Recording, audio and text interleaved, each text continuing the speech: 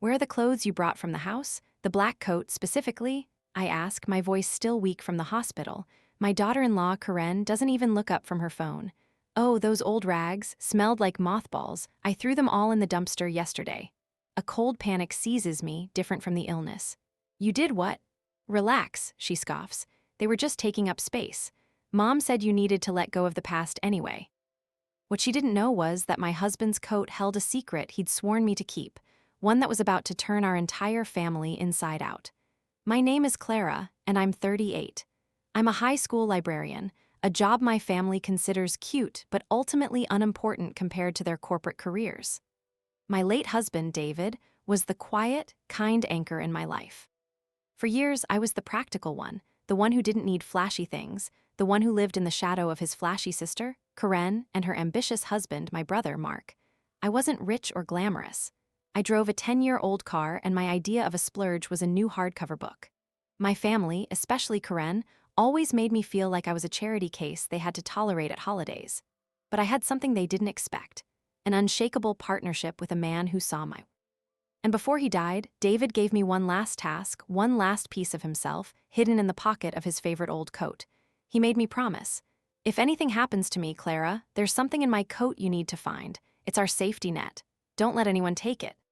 Have you ever been made to feel small by the people who are supposed to be your family? Hit that subscribe button. You're not invisible here, and your story matters. Tell me in the comments what you would have done if someone threw away your last piece of someone you loved.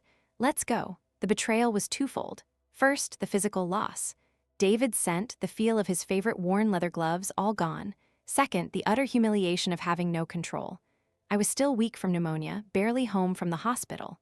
Karen stood in my kitchen, arms crossed, like she was doing me a favor. Mom and I talked. You were so out of it, we had to make a decision. It's for your own good, you need to move on. My own mother, who was supposed to be watching the house, nodded along. She's right, honey, it's unhealthy to cling to things. It wasn't your choice to make, I whispered, my voice trembling with a mixture of grief and rage. It was mine. Well, it's done, Karen said with a dismissive wave. The dumpster came this morning. You should be thanking us for saving you the trouble. I felt the world tilt. That coat wasn't just fabric, it was a promise. David was a meticulous man, a private investigator before he got sick.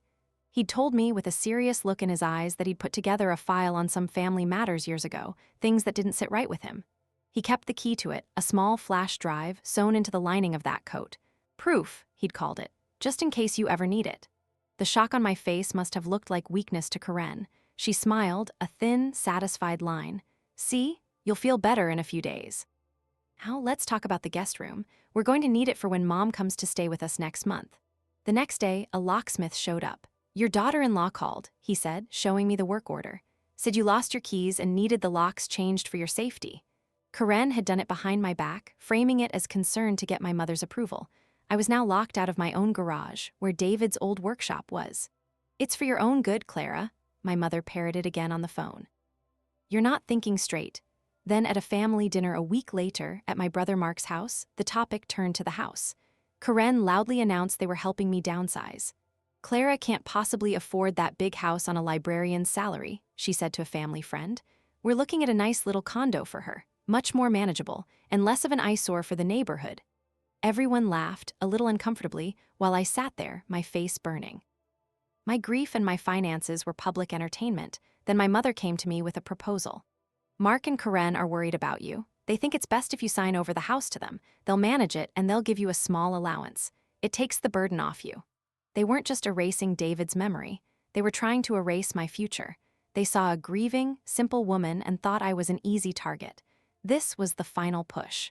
The humiliation and manipulation solidified my resolve. They thought I was broken, too weak to fight. What they didn't see was that their cruelty had just woken up the part of me that David loved most, my stubborn, quiet strength. I had no coat, but I had my mind and my memories. David said he had proof. I just had to figure out of what. That night, I couldn't sleep. I went through David's old desk in the basement. The basement smelled like damp concrete and old paper. I found a single cryptic note in his handwriting. Check the shed, not the garage. The old one? My heart hammered. The old shed was a rickety structure in the backyard that hadn't been opened in years. Karen, in her arrogance, had only changed the locks on the garage. She dismissed the shed as a pile of junk. The next morning, I pried the rusted lock open. Inside, under a tarp, was a dusty cardboard box of my late father-in-law's old law books. David's father, a man the family rarely spoke of. Nestled inside one of the books was a thick manila envelope. What they didn't know was that David, in his final months, had anticipated something like this. He knew his sister Karen and brother-in-law Mark were greedy. He'd used his pie skills to look into a past business deal of theirs, a deal that had made them their initial wealth. The envelope wasn't about me. It was about them. It contained photocopied documents, bank statements, and a small digital recorder. It was damning evidence of fraud they'd committed against a former business partner, a man who had since passed away, leaving them to claim his share as a loan. David had left me not with a financial asset, but with a weapon, the power to expose them. I couldn't do this alone. I remembered an old family friend, Mr. Henderson, a retired lawyer who had been close to David's father. He was the one person the family couldn't intimidate.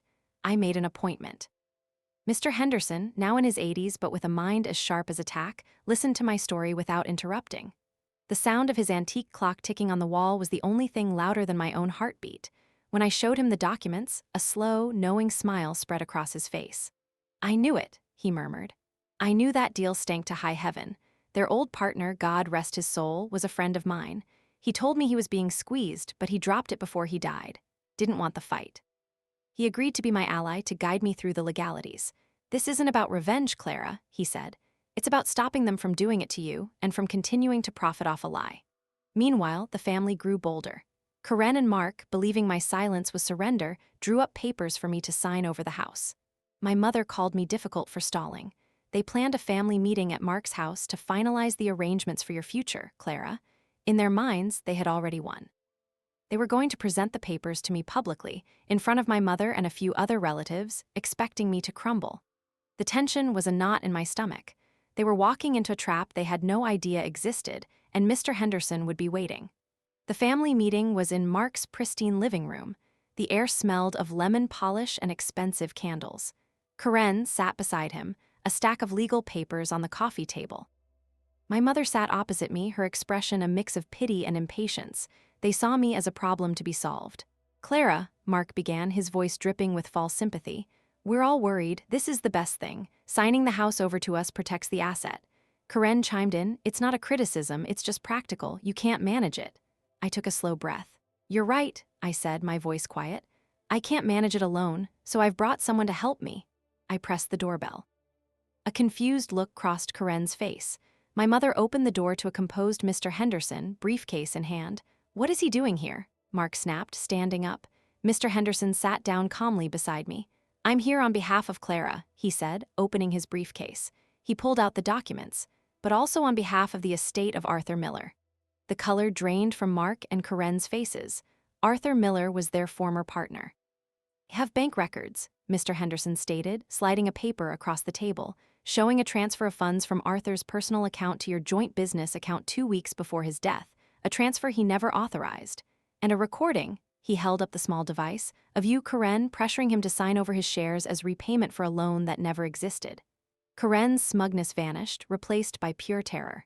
That's a lie. Where did you get that?" I looked her dead in the eye.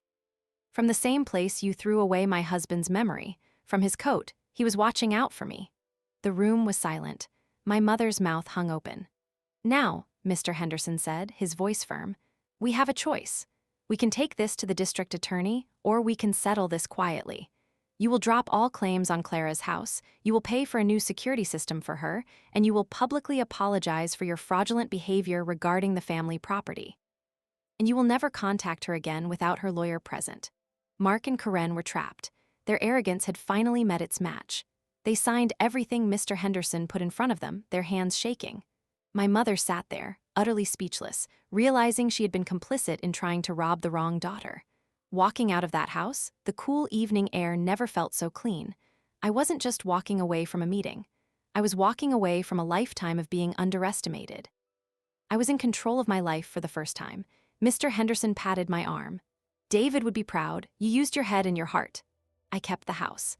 I kept my memories. Karen and Mark, I later heard, sold their own house to pay for a settlement with Arthur Miller's family, their reputation in tatters among their social circle.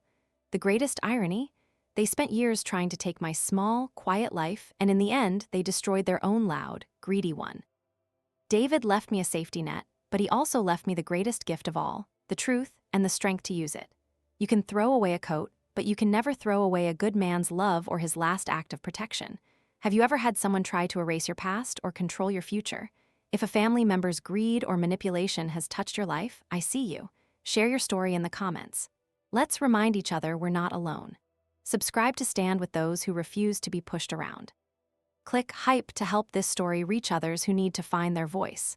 If this story resonated with you, please give it a like and click hype to help it reach more people who need to hear it. Your voice matters in our community. Share your own experience in the comments below. I'm reading. Thank you for being here and for listening.